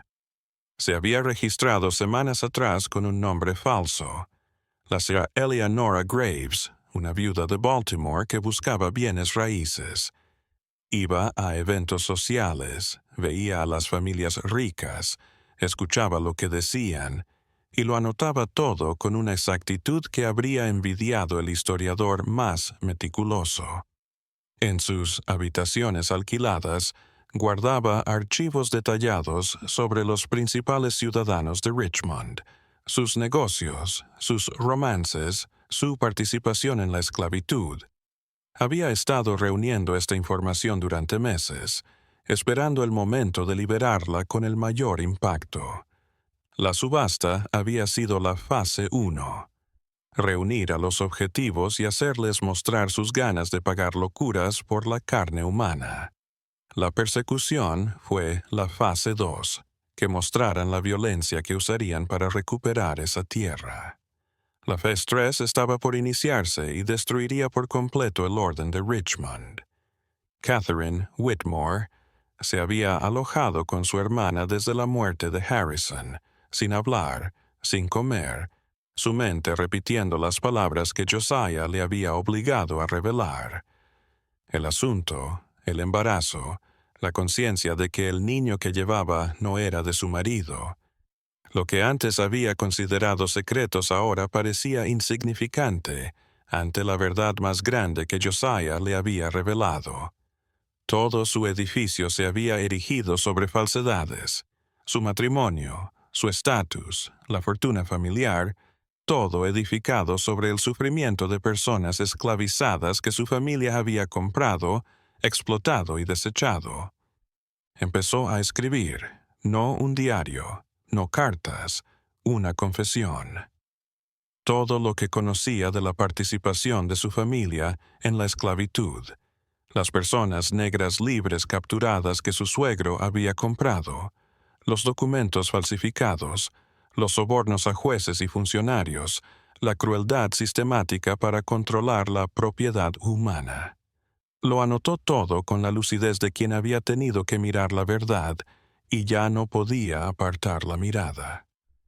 Cuando su hermana leyó lo que Catherine estaba escribiendo, se horrorizó. «No puedes publicar esto. Arruinarás lo que queda de la reputación familiar». «Nuestra reputación merece ser destruida», respondió Catherine con calma. «Todo lo que somos se sostiene en huesos. Ya no voy a defender eso. Ya no más. Si mi confesión nos destruye, entonces destruyámonos». Remitió el escrito a 3 periódicos de Richmond, a periódicos abolicionistas del norte y a funcionarios federales en Washington. La confesión llegaría a sus respectivas ubicaciones en las semanas venideras, y cuando lo hiciera, los crímenes de los Whitmore saldrían a la luz. Otras familias serían investigadas. Se preguntarían cuántos otros hogares respetables habían hecho su fortuna con el tráfico ilegal de negros libres. Lo mismo estaba sucediendo en Richmond. La confesión de Daniel Preston había abierto la puerta. Hombres y mujeres que habían participado en la esclavitud y que habían cargado con culpa reprimida ya no pudieron sostener las defensas psicológicas que les habían permitido funcionar. Empezaron a hablar, a escribir revelaciones, desertando del sistema que una vez habían defendido. No todos, claro. Buena parte de la élite de Richmond reafirmó su apoyo a la esclavitud. Se hizo más explícita en su defensa, más virulenta en sus ataques a los abolicionistas. Pero las fisuras en sus certezas se estaban abriendo. La confianza que una vez había definido a la sociedad esclavista se estaba resquebrajando. El juez Pembroke encabezó la lucha contra lo que llamó la histeria moral que se apoderaba de Richmond. Dio sermones en defensa de la esclavitud como ordenada por Dios y necesaria para la economía. Escribió editoriales denunciando a los que empezaban a cuestionar el sistema, y aprovechó su poder judicial para perseguir a cualquiera de quien sospechara que refugiaba o ayudaba a huir a Josías. Pero el ataque de Pembroke solo lo hizo un blanco más grande. Thomas Crawford se puso a investigar la vida del juez y le siguió la pista hasta algunos de los peores abusos del sistema de esclavitud. Pembroke había presidido casos en los que se había esclavizado a negros libres con la evidencia más tenue. Había impuesto con una severidad que iba más allá de lo que exigía la ley de esclavos fugitivos. Se había enriquecido con el tráfico de esclavos, por medio de sobornos y comisiones de los negreros. Crawford reunió esta información y se la entregó a la señora Eleanora Graves, que la añadió a su creciente expediente de corrupción de Richmond. La trampa se cerraba sobre Pembroke y los demás que habían intentado dirigir la persecución. El 3 de septiembre, 18 días después de la subasta, Josiah hizo su primera aparición pública desde la muerte de Harrison Whitmore. Entró en la sala del tribunal del juez Pembroke, en medio de un juicio en el que se juzgaba a una esclava fugitiva capturada. Josiah se sentó en la galería entre el público y solo lo observó con esos ojos violetas que parecían despojarse de toda pretensión. La esclava enjuiciada, una mujer llamada Sarah que había huido de una plantación en las afueras de Richmond, guardó silencio mientras Pembroke se disponía a pronunciar la sentencia. La evidencia en su contra era abrumadora. La habían capturado a 10 millas de la ciudad, evidentemente dirigiéndose al norte. El castigo por huir sería un latigazo público y la venta a alguien en el profundo sur, del que sería casi imposible escapar. Pembroke estaba pronunciando la sentencia cuando levantó la vista y vio a Josiah en la galería. El juez se interrumpió a mitad de la oración. Su rostro palideció. Sus manos temblaron. Todos en la habitación se volvieron para ver qué había captado su atención, y vieron al apuesto joven que había sido objeto de una persecución obsesiva. Los cazadores de esclavos apostados en el juzgado se abalanzaron sobre Josiah, pero él se levantó con calma y su voz resonó en toda la sala. Juez Pembroke quiere decirles a todos aquí acerca de las 14 personas negras libres que ha esclavizado en los últimos 5 años, sobre los sobornos que ha recibido de los negreros, acerca de su inversión en la casa de subastas que se lucra con el tráfico humano. El rostro de Pembroke palideció y luego enrojeció. «¡Guardias! ¡Detened a ese hombre!». Pero antes de que alguien pudiera acercarse a él, Josiah continuó. «O deberíamos hablar de lo que le sucedió a la familia Thompson, cómo los proclamó esclavos con sus papeles de libertad en la mano, cómo fueron vendidos al sur, y usted obtuvo $200 por arreglarlo». La galería se agitó. Las acusaciones de Josiah eran lo suficientemente detalladas como para ser creíbles. La gente comenzó a mirar a Pembroke con nuevos ojos. La autoridad del juez, forjada en décadas de servicio aparentemente imparcial, se derrumbó bajo el peso de estas acusaciones. «¡Miente!», gritó Pembroke. «Es un esclavo fugitivo acusando sin razón». «Entonces revisen sus registros», dijo Josiah con calma. Mire los casos que le he dicho. Ya verá las anomalías. Ya verá el patrón. A menos que haya destruido la evidencia, lo cual en sí mismo sería revelador, ¿no crees? Los cazadores de esclavos alcanzaron a Josiah. Pero cuando le tomaban los brazos, algo increíble sucedió. La mujer de gris apareció en la puerta de la sala del tribunal, sin entrar, solo de pie en el umbral, y cuando levantó una mano, todas las cadenas de la habitación se rompieron al mismo tiempo. Los grilletes de Sarah, los de otros 2 esclavos detenidos para ser juzgados, incluso la cadena ornamental que sujetaba un candelabro, cayeron al suelo en una cascada de eslabones rotos. La sala se desató. La gente gritó y corrió. Los cazadores de esclavos soltaron a Josiah y retrocedieron, de repente asustados por fuerzas que no podían nombrar. Y en medio del caos, Josiah, Sarah y los demás esclavos liberados salieron de la sala con la mujer de gris, perdiéndose en las calles de Richmond, dejando atrás al juez Pembroke desplomándose tras su estrado, sujetándose el pecho.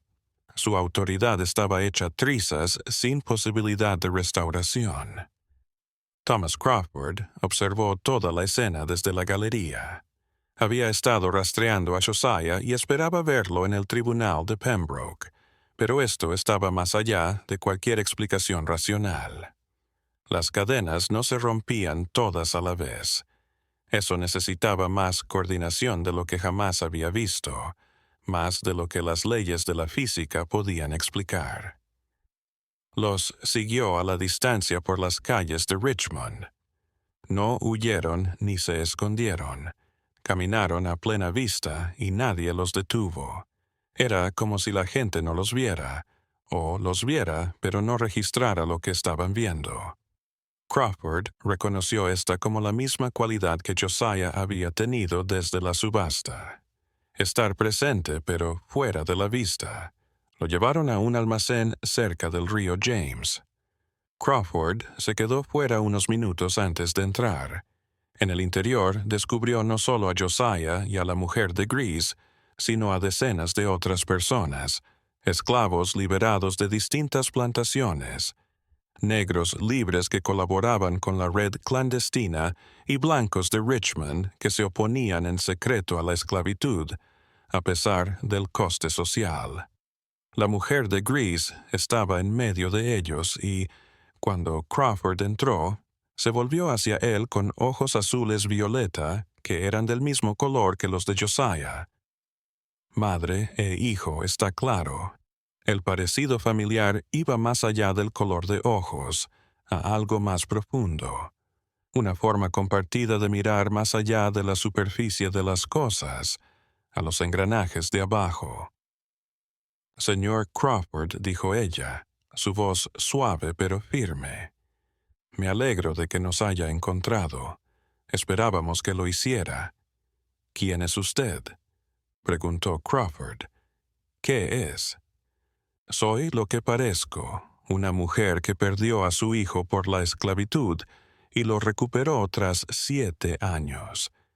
Pero soy más que eso. Soy un agente de cambio, un instrumento de verdad. Puede llamarme Eleanora. Ese es el nombre que le he dado a este proyecto. Lo que he presenciado, cadenas rompiéndose, la habilidad de Josiah de desplazarse por la ciudad sin ser detectado, eso no es normal. Eleanora sonrió. ¿No? Las cadenas siempre han sido mentales tanto como físicas, señor Crawford. Lo que vio hoy fue solo la forma física de una verdad que siempre fue. La esclavitud se sostiene en ficciones. La ficción de que algunas personas pueden ser propiedad de otras. La ilusión de que la esclavitud es natural y eterna.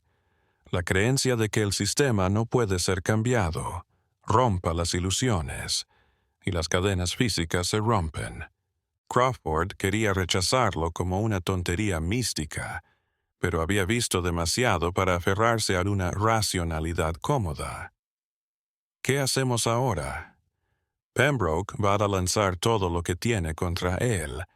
La nobleza de Richmond no olvidará esto. Intentarán tomar represalias, concedió Eleanora. Eso está bien, incluso es necesario, porque cada acto de violencia que cometen no hace sino confirmar nuestro argumento sobre el sistema que están defendiendo.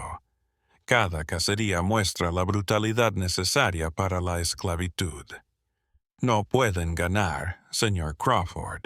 Solo pueden mostrarse a sí mismos. Durante las 2 semanas siguientes, Richmond vivió lo que historiadores posteriores llamarían la crisis de septiembre. Aunque los relatos contemporáneos serían censurados y manipulados, se desató una ola de fugas de esclavos sin precedentes. Decenas de esclavos simplemente se alejaban de sus amos, desplazándose por la ciudad a plena luz del día, eludiendo de alguna manera la captura a pesar de las amplias operaciones de persecución.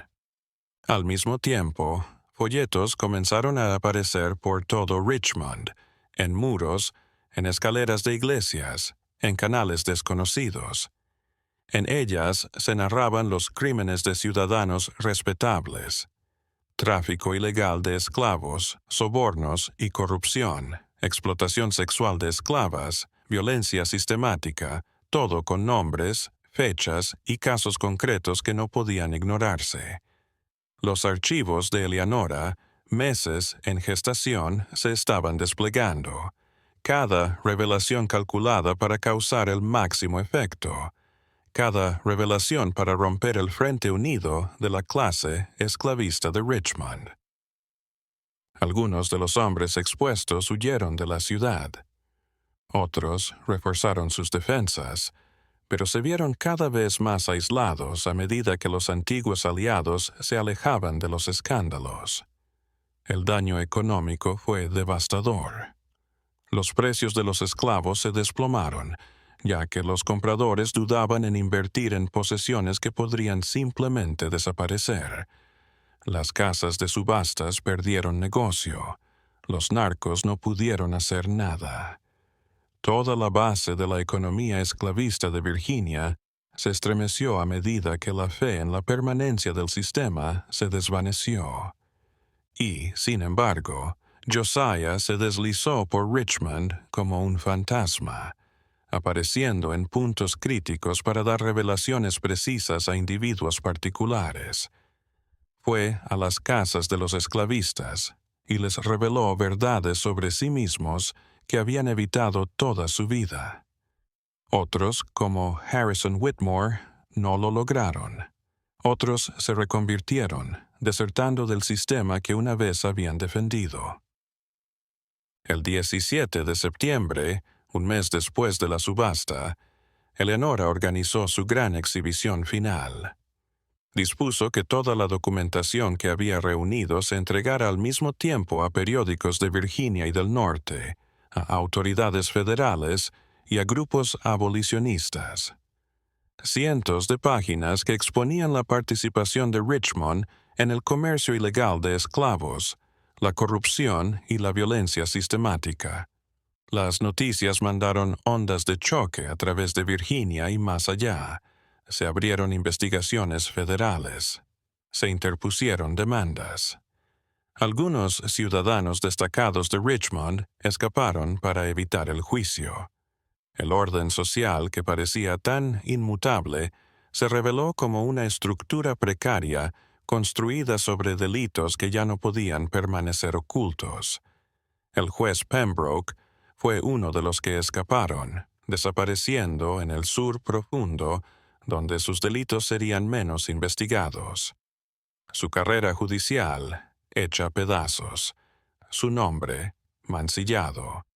Los demás que habían conspirado en la persecución de Josiah corrieron la misma suerte: ruina, vergüenza, destierro social. Los cazadores de esclavos que aterrorizaron a la población negra de Richmond fueron objeto de una investigación por sus prácticas violentas. Algunos fueron enjuiciados. Otros dejaron Virginia por completo. Su trabajo ahora era mucho más peligroso de lo que había sido. Thomas Crawford vio por última vez a Eleanora antes de que ella y Josiah dejaran Richmond para siempre. Se encontraron en el almacén donde la había encontrado por primera vez, ahora casi vacío, a medida que aquellos que había ayudado a escapar partían hacia sus próximos destinos. «Ha destruido el tráfico de esclavos de Richmond», dijo Crawford, «al menos por un tiempo. Pero el sistema es demasiado vasto. Se reconstruirá». «Claro que lo hará», concedió Eleanora. «Esto nunca fue acerca de terminar la esclavitud con nuestras manos. Era sembrar semillas, generar dudas, mostrar que el sistema no es tan invencible como dicen sus defensores. Cuando llegue la verdadera crisis, y llegará pronto, la crisis política que romperá esta nación, ¿estará Virginia preparada? ¿Podrá el sur imaginar otro futuro? Eso está en función de cuántas personas hayan sido forzadas a mirar la verdad. ¿Mereció la pena? ¿El peligro? ¿La violencia? ¿La gente que murió?» El rostro de Eleanora se tensó. Harrison Whitmore murió enfrentándose a la realidad de sus acciones. Eso es más piedad de la que él tuvo con sus esclavos. Los demás que han sido desenmascarados, que han perdido sus riquezas y su buen nombre, están sufriendo una pequeña parte de lo que hicieron sufrir a otros. Y sí, señor Crawford, valió la pena, cada instante. Josiah se acercó a ellos y Crawford vio en su rostro no la belleza enigmática que había fascinado a la alta sociedad de Richmond, sino algo más sencillo, más humano. Un chico que había pasado por algo terrible y había salido por el otro lado aún luchando. «¿Qué van a hacer ahora?», le preguntó Crawford. «Seguir trabajando. Existen otras ciudades, otras redes, otras instituciones que lucran con la esclavitud. Mi madre y yo hemos aprendido a explotarlas, a usar su propia codicia y orgullo en su contra. Continuaremos, revelaremos, romperemos cadenas físicas y mentales». «¿Y usted?», preguntó Eleanora a Crawford. «¿Qué hará con lo aprendido?». Crawford recordó su antigua vida como cazador de esclavos, las vidas que había destruido en nombre de las ganancias, la mujer de ojos violetas en Carolina del Sur que le había cambiado el curso hace 5 años. «Ayudaré. Lo que necesite esta red, los recursos que pueda aportar. Nunca podré pagar lo que me debes», Eleanora sintió. «Entonces la labor continúa, para todos nosotros». Salieron de Richmond en diferentes días. Eleanora y Josiah fueron al norte y luego al oeste, cubriendo sus huellas. Los esclavos liberados que habían ayudado partieron en diferentes direcciones. Los aliados blancos volvieron a sus vidas, pero ahora con un conocimiento que guiaría sus futuras acciones. Thomas Crawford se quedó en Richmond, registrando todo lo que había ocurrido. Reunió sus notas en un libro que llamó El horror de Richmond, cómo la belleza se convirtió en justicia. El libro nunca se publicaría en vida. Demasiado polémico, demasiado peligroso. Permanecería oculto entre las posesiones de Crawford hasta su muerte en 1873, cuando su hija lo encontraría y lo identificaría como una pieza histórica. Para entonces la guerra civil había ido y venido.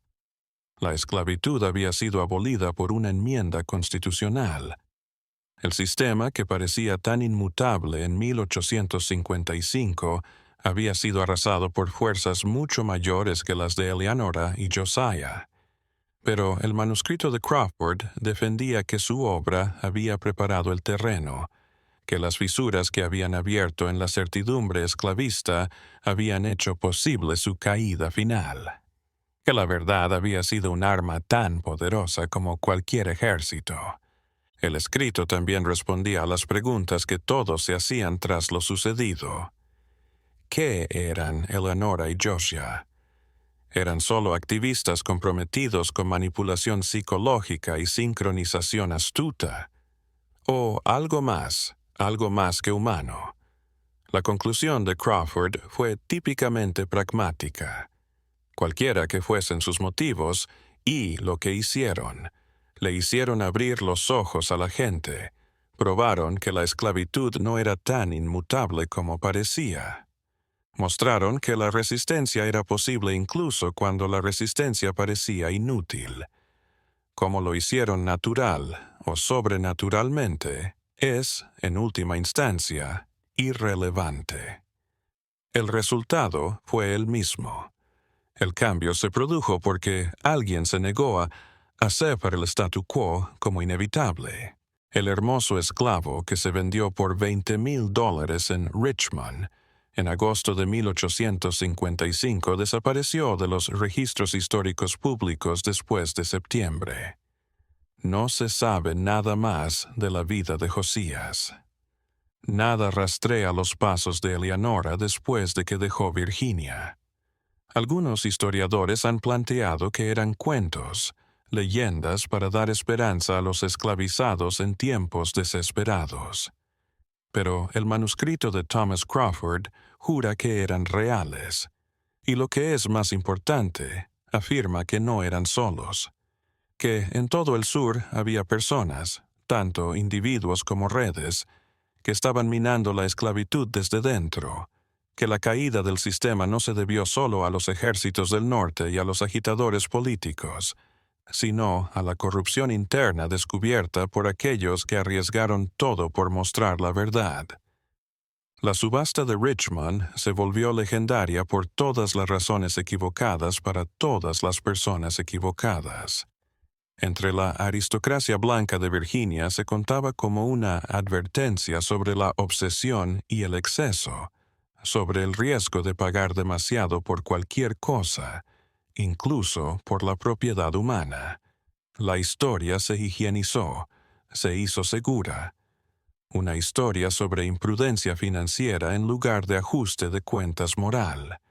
Pero entre los negros la historia perduró de otra manera, como un relato de resistencia y justicia, de un joven hermoso que se adentró en el corazón de la estructura de la esclavitud y la destruyó desde dentro, de cadenas rotas, no solo en el cuerpo, sino en el alma, de una verdad que probó ser más fuerte que toda la violencia de la esclavitud.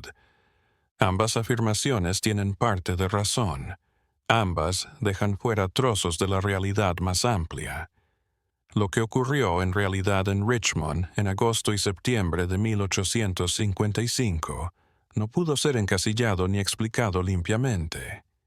Fue el momento en que el orden supuesto se rompió, cuando aquellos que se sentían seguros se dieron cuenta de que su seguridad era una ilusión, cuando un sistema que se decía moralmente legítimo mostró su base en la violencia y la corrupción. El enigma del esclavo varón más hermoso jamás subastado en Richmond no es en última instancia sobre la belleza o el dinero o la mecánica de una subasta. Es algo más profundo. Es el precio de la complicidad moral, el coste de formar parte de sistemas perversos, la factura que siempre llega para quienes ponen por encima de la dignidad humana el beneficio y la posición.